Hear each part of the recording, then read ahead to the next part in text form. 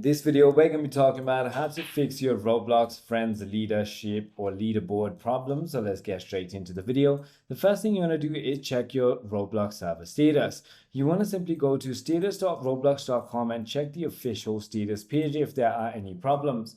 If that is not the case, check your internet connection. A slow or unstable internet connection can prevent leaderboard data from loading. Try restarting your router or switching networks. If that is not the case, try leaving the game and rejoining and give it a few seconds to load the leaderboard again. If your profile is set to private, your score may not appear, so simply go ahead and set your experience to public. So also make sure that the leaderboard is enabled. The game might have disabled the leaderboards. Check the game setting or ask the developer.